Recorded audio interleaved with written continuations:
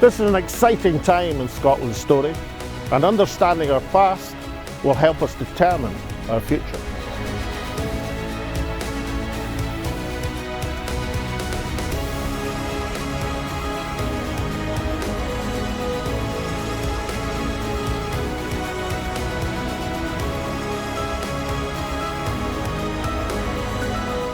And when Scotland's voice is heard, it charts the way forward.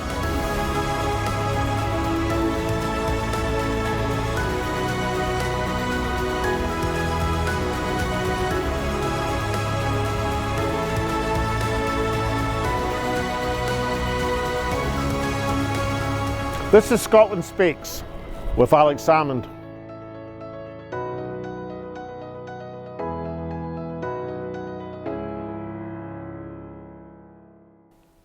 Good morning and welcome to Scotland Speaks with Salmond at our usual time of 10 o'clock on a Saturday morning. But there is a difference this Saturday. My colleague Tasmina's on holiday and she's sent along instead her cats, Moeza and Nyla. For those of you cat lovers, Moeza's the name of the Prophet's cat, but Nyla's just a lovely name. Well, the cats are away and no wonder, because today's subject is pretty heavy stuff. It is the 22 billion that's gone missing from the Treasury coffers. The Labour Party have come in and said the Tories have been miscounting and 22 billion has gone missing. How can you lose 22,000 million pounds? I think we can be certain it's not stuff down the city, 11 Downing Street. So where is it? And what's the cost going to be? I don't think people are going to worry too much about the underpass at Stonehenge being cancelled. But on the other hand, millions of pensioners are going to lose out on their winter payments. And the Scottish and Northern Irish governments are now in a dilemma as to whether to follow suit with Westminster or whether to find the money from some of their other budgets. So it's a serious matter for millions of pensioners. It's a serious matter for the country.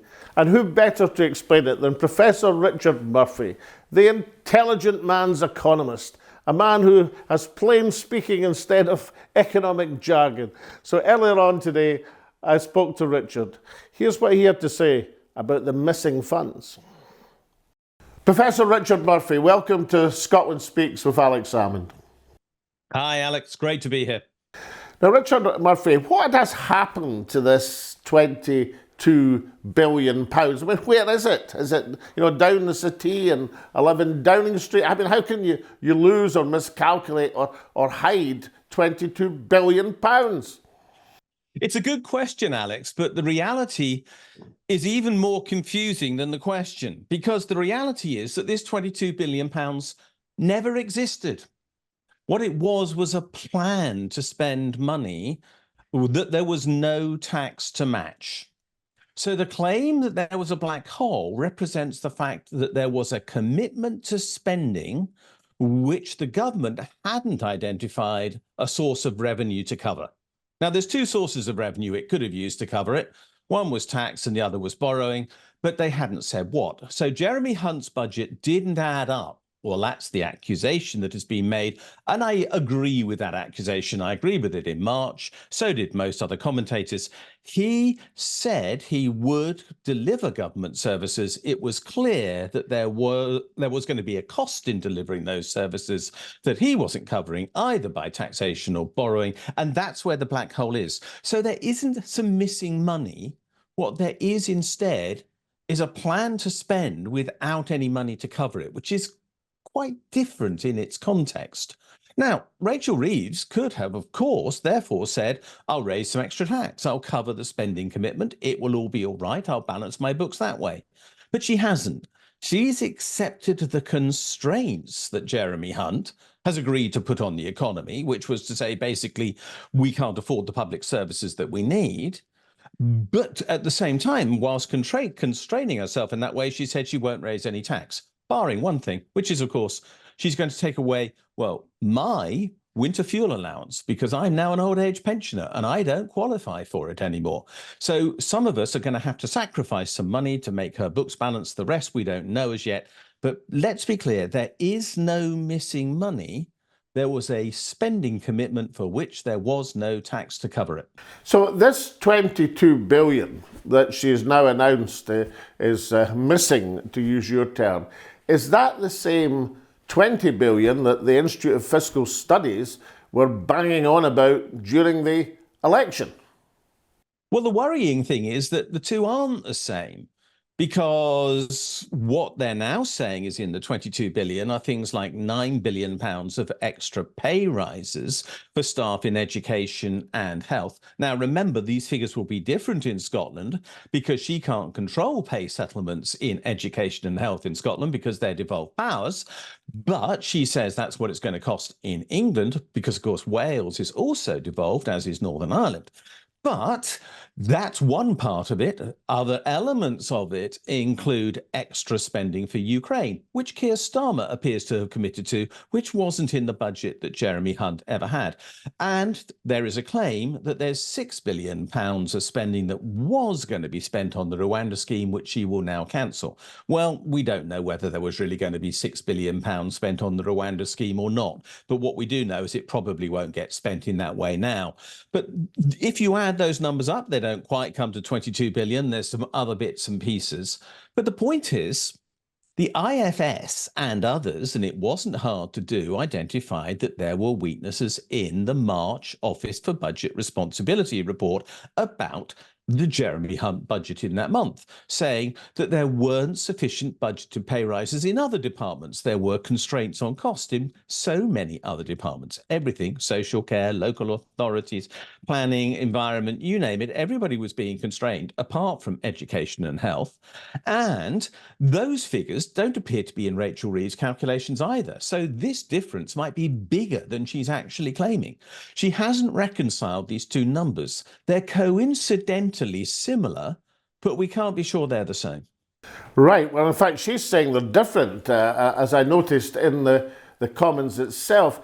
Now, on the choices she's made, Richard, I mean, I don't suppose Andy is going to lose any sleep about the cancellation of the underpass at Stonehenge, which has been being cancelled since, well, several thousand years, I think. And the only people annoyed would be the poor old Welsh druids who dragged things 250 kilometres to get there. But things like cancelling your winter fuel payment, I mean, to make a very bad pun, is that not playing with fire politically?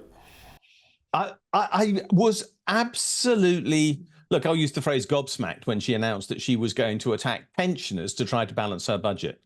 Of all the inept things that she could have done, this was the most inept option she had available to her. The most vulnerable group in society, in many ways, apart from those children who are living in poverty, are pensioners who are living in poverty. Now, I admit I'm not a pensioner living in poverty. If I don't get that £300, yeah, it is, well, I wouldn't say it's neither here nor there, but I won't be suffering fuel poverty this winter. But she's cut the number of people to whom this payment is being made from 12.6 million to 1.4 million, even though she knows at least another 800,000 people might qualify for the payment but will not get it. And at the same time, she knows that the conditions attached to pension credit, which is now the benefit that will define whether you get this or not, are incredibly tight and incredibly mean. Let's be clear what pension credit gives you. Pension credit brings up your income to £11,300 a year from whatever it might have been.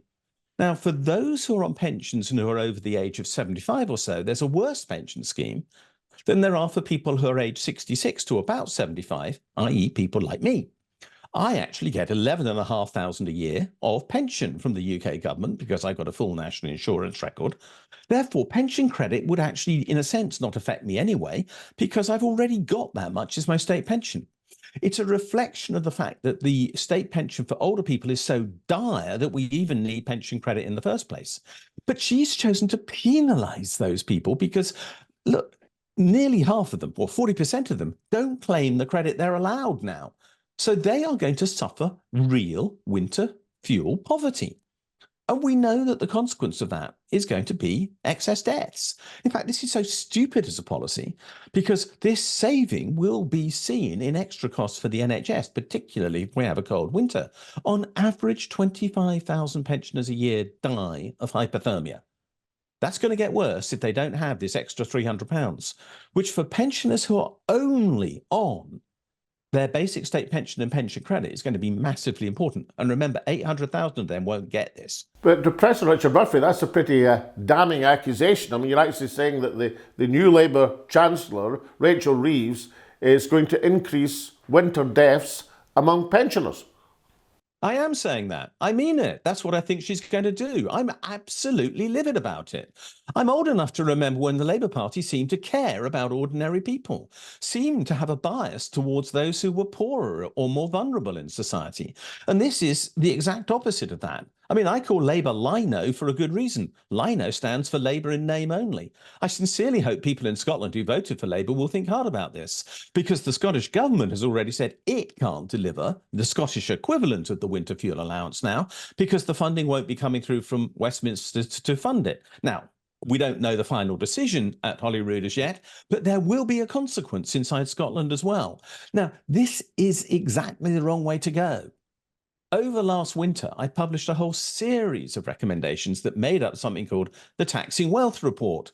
And in the Taxing Wealth Report, I identified 35 ways in which we could transform the UK tax system to collect more money from the wealthiest in our society, who I showed pay the lowest proportion of income and gains in tax of anybody in our society. They pay much less overall as a tax rate than does anybody else.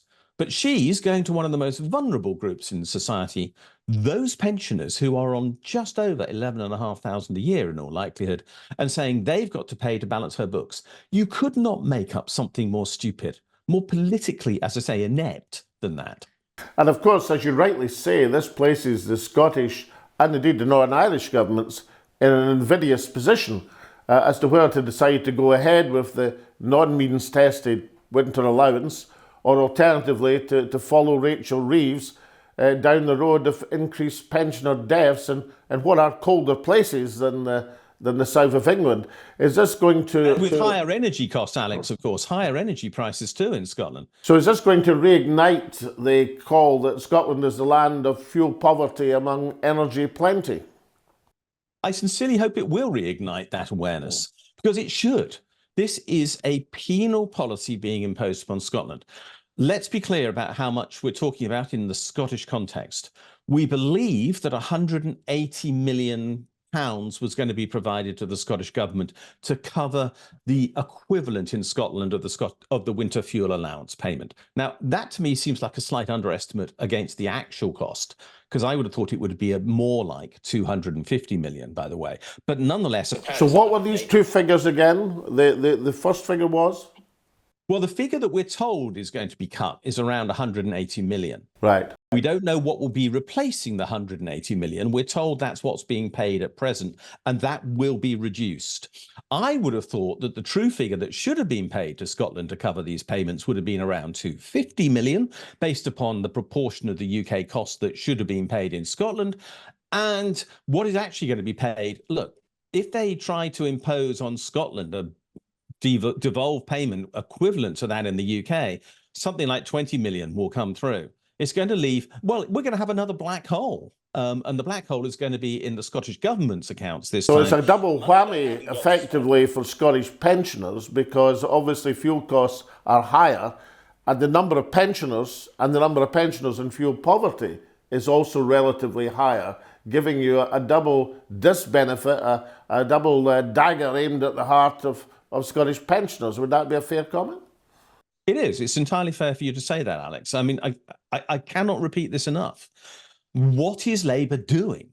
What are those Labour Party MPs who've just been elected in Scotland doing, probably nodding this through with all happiness through the Commons as if, they aren't concerned about their constituents? I just don't get it. Right, well, let's look at the alternatives. You've already pointed to taxing wealth, and let's hope that the new Labour government embraces your ideas with the same enthusiasm that the former Labour leader Jeremy Corbyn once did. But let's look at the alternatives. Why isn't Rachel Reeves, a former Bank of England employee, economist, why isn't she interested in the potential savings to fiscal policy from a different monetary approach? In other words, a reduction in interest rates down to more reasonable levels would actually save the government billions of pounds in interest payments to high finance. You're absolutely right, Alex. Again, look, there's two ways she could actually address the fact that she is paying at the moment around 35 to 40 billion pounds a year directly to UK commercial banks, because the Bank of England has set the base rate at 5.25% at the time we're recording. Now, we're expecting this to fall sometime this year, whether in August, this announcement, or later, we don't know. But there's very little expectation that the interest rate is going to be cut significantly by the Bank of England during the course of the rest of 2024, and maybe way beyond that. As an economist, she should realize that what they're doing is just wrong. You know, she loves to say she worked at the Bank of England, but let's be honest, when she was there, she was a very junior employee. She was not a policymaker or anything like that, and yet she would have you believe otherwise. The truth is, however, that she seems to have sort of had this idea ingrained into her that whatever the bank does must be right. She believes absolutely of Bank of England independence. But the Bank of England at the moment is probably her biggest enemy. Firstly, by keeping up the cost of interest, she is having a cost imposed on her, as I say, of at least 40 billion a year by the Bank of England by excess interest charges, maybe higher. And secondly, the Bank of England is actually quite successfully keeping the economy heading for recession, because these high interest costs are, of course, fueling inflation by themselves. In fact, I would argue the Bank of England is now the biggest source of inflationary pressure in the whole of the UK economy, because it's pushing up rents, it's pushing up the cost of living for people, so they're asking for pay rises, and it's pushing up the price of anything which has an interest charge inherent in it. So, Richard Murphy, if you were to reduce the interest rate to something more reasonable, positive still in terms of the current rate of inflation, let's say 2.5%, the base rate, from the 5.25% that it's on now. How much would that save the government in fiscal terms? Would that come near or exceed the 20 billion, 22 billion that's causing so much trouble? In straightforward terms, immediately that would save at least that 20 billion pounds. Almost exactly that 20 billion pounds would be saved. In a little longer term, it would save much more. And the fact that we have also got stable inflation at the moment means that one of the big reasons for the increase in interest costs over the last couple of years, which was the price of what are called index-linked bonds, the interest on which is very high during an inflationary period, has now gone away. Add all those together, and if you actually took into account lower interest rates and low inflation and recognize the impact of this on her budget, she has got over 50 billion of savings available to her, if only she was to bring pressure to bear on the Bank of England to do the incredibly sensible thing of cutting interest rates to fuel growth, which she says is her whole goal.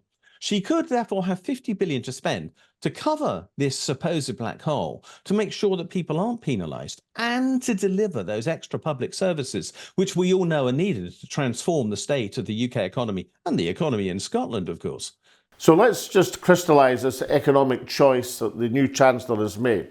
This is a Labour Chancellor, a Labour Chancellor who has chosen not to tax wealth but to freeze pensioners in fiscal terms, has chosen not to perhaps introduce a governor of the Bank of England with an economics degree who would bring down interest rates, so protecting the position of high finance.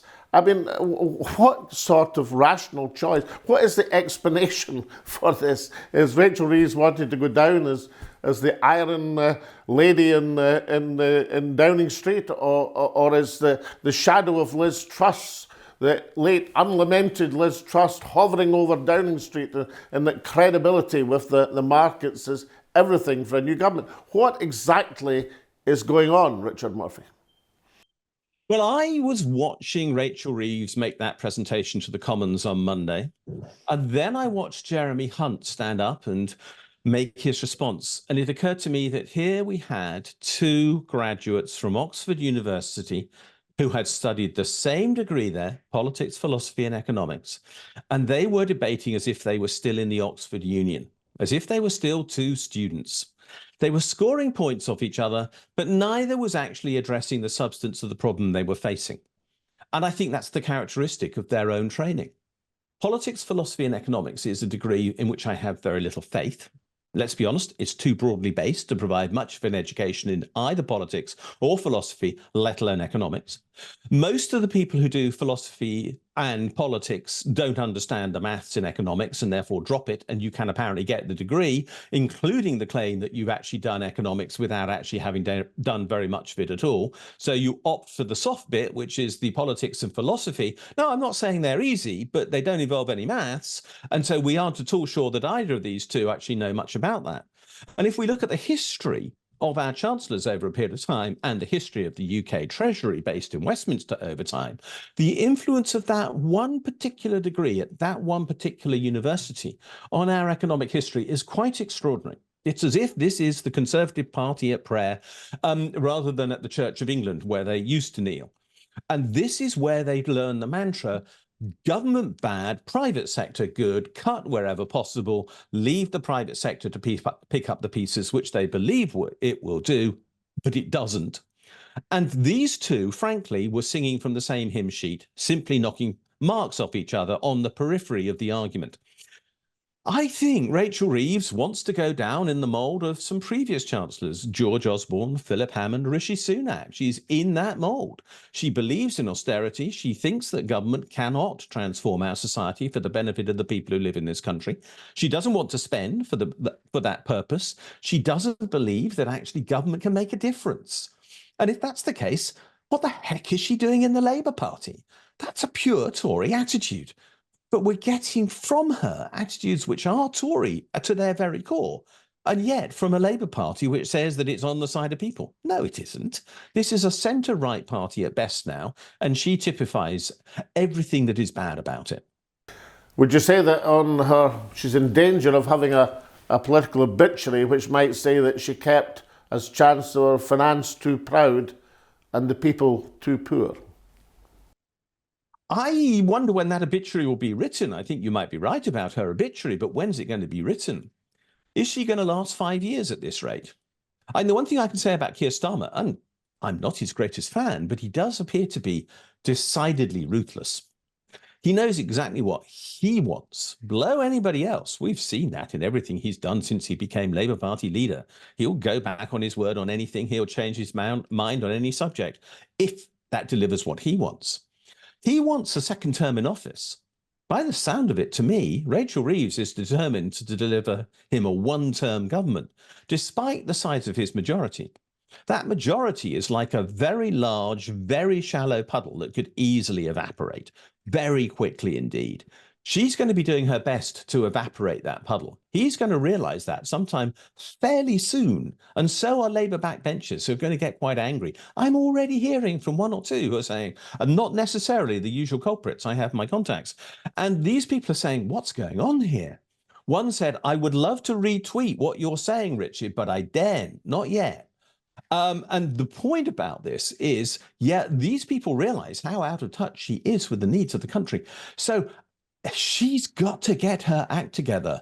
Or frankly, I think her political obituary might be written within 2 years when Keir Starmer goes for somebody who's going to give him real growth, because she cannot on the basis of the policies she's doing now. Well, Professor Richard Murphy, you will always be retweeted by this show. So thank you so much for joining us on Scotland Speaks with Alex Salmond. Thanks a lot, Alex.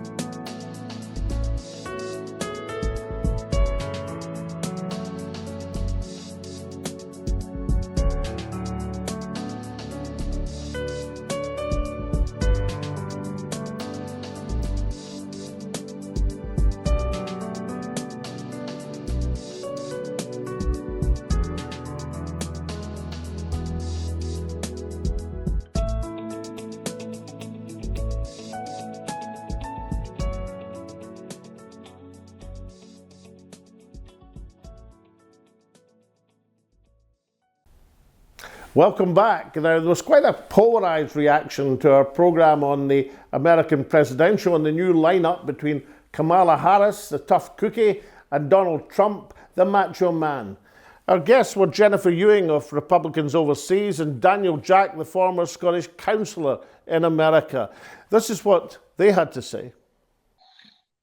So one thing she does have going for her is a youth and energy, right? She's a lot younger than Biden and Trump for that matter. So now the Democrats can look over at the Republican ticket and say, you know, our candidate is much older. However, it stops there. She still has the same Biden policies, which have not been helpful to the American people. And the second thing is she is complicit in this cover-up of Joe Biden's health. So she was very close to him. They apparently had, you know, this wonderful partnership of a president, vice president. She was on television as recently as last week trying to convince the American public that he was fine. There was nothing to worry about. So I think as people start to look at who knew what when with regards to the president's mental capacity, she's going to be implicated in this, as well she should, as well as everybody that was covering up for him. One thing I would say about Donald Trump is he arouses strong passions in people. You know, lots of people hate him, but lots of people hold him in adulation. And it's quite amazing. He sort of re-energized the whole political scene in America. And I think overall it's a good thing. So that's a surprise. I mean, people were watching this programme, you know, flinging things at the television set, you know, saying if that's energy, you know, let's have immobility. Yes. Well, I think it's good that people who felt disenfranchised from the whole political system, you know, the Donald Trump narrative, let's drain the swamp, let's get rid of the establishment. And he's appealed to people who felt that they were disenfranchised, not necessarily by not being able to vote, but by the actions of the elite in Washington not taking them into account. And here were your contributions. Doza, 1957, says, interesting interview with Jennifer Ewing. I think you're right, Doza. She's not at all like your average Republican. But Roderick MacDonald said, having allowed Jennifer Ewing to parrot all the tired and frankly disingenuous Republican talking points, I would hope you'd find a Democrat to offer a counter-narrative on your show. Alex's summation at the end, I think, was more realistic. It's going to be a hard-fought election, and it may be old man Trump who flags in the final stretch. Well, Roderick, you can relax. We'll have a Democrat on after their convention in a few weeks' time. Louise Hogg says, Donald Trump doesn't seem to wade into foreign wars, so he'd maybe be less likely than his rivals to back up England / Rest UK if they try to intimidate Scotland into abandoning an independence bid. And 4RG67Y says, I hope one day Alec and Trump can get together for some barnstorming regarding Scotland. Well, 4RG, I'm not sure that's too realistic. Speaking as the only person who's beaten Donald Trump in court 3 times.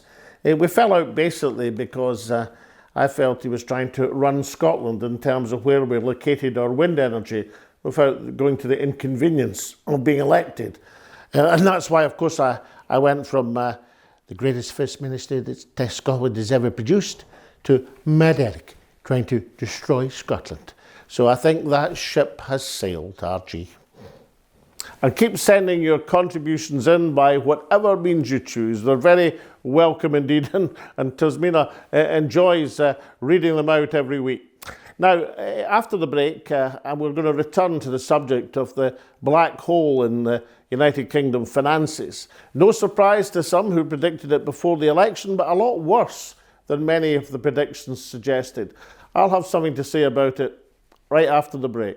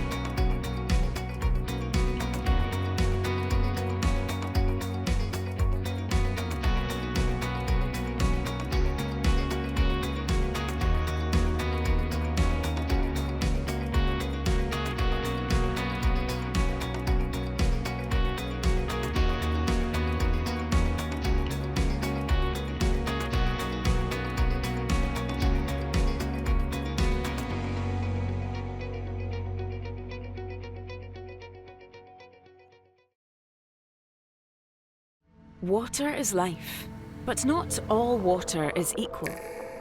Our water ionizer restructures and alkalizes water for optimum hydration and detoxification, recreating the planet's ultimate water sources, found in lightning-struck lakes and newly melted icebergs. H2 Pure Source. Change your water. Change your life.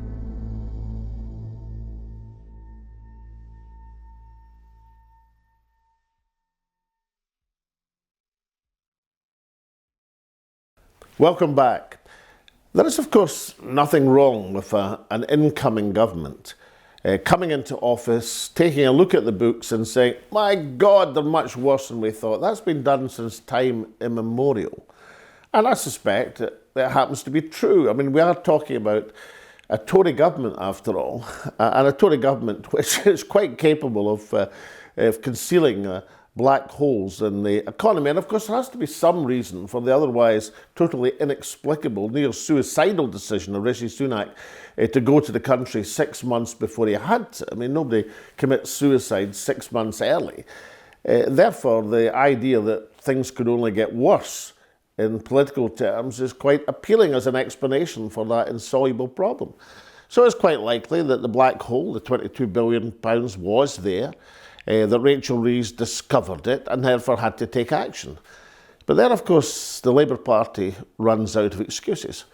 As we've heard in the devastating critique from Richard Murphy, there are other choices. You don't look at a £22 billion void in the economy and automatically say, right, we'll let pensioners bear a large part of the burden. I mean, this is not a political choice that appears particularly sensible or particularly reasonable, nor does it appear anything approaching a left-of-centre choice. Rachel Reeves could have opened up the possibility of wealth taxes, something that she didn't exclude from the range of taxation that Keir Starmer promised not to alter.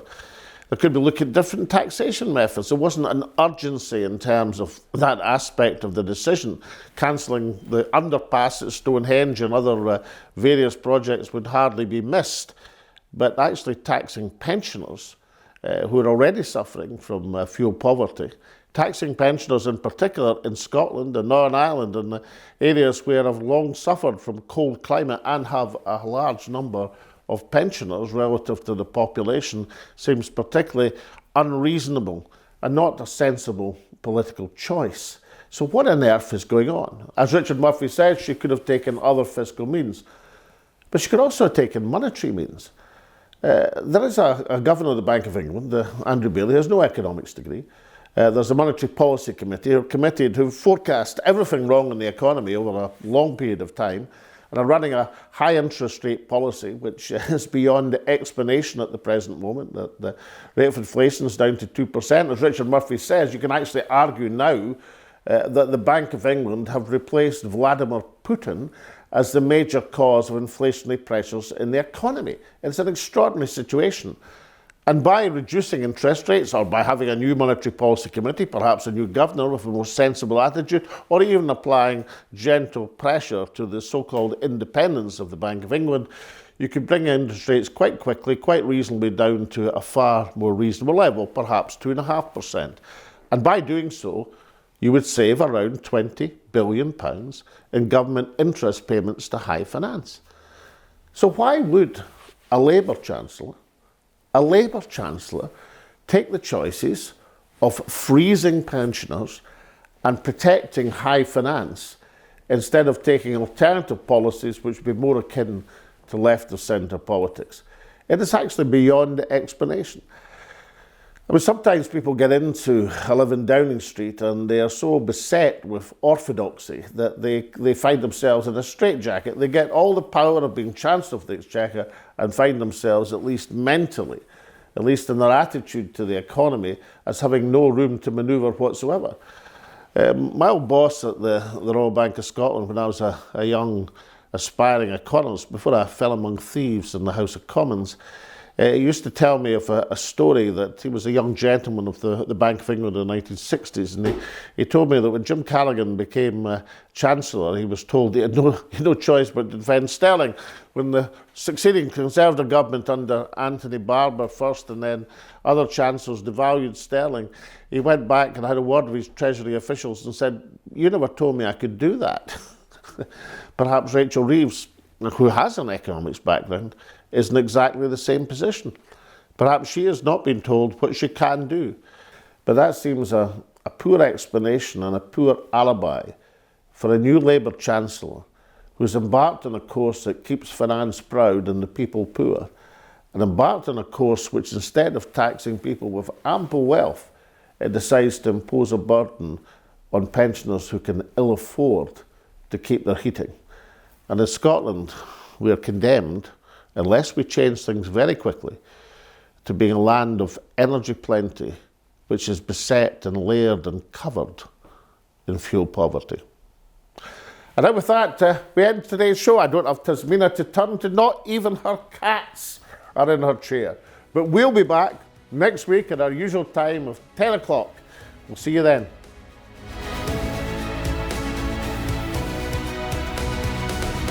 This is an exciting time in Scotland's story, and understanding our past will help us determine our future.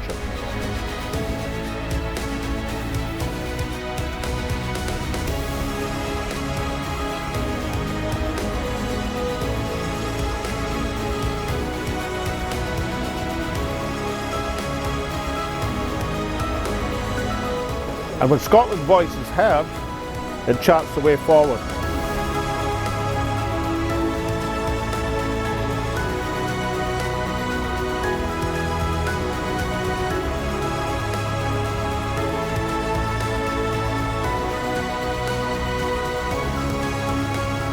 This is Scotland Speaks with Alex Salmond.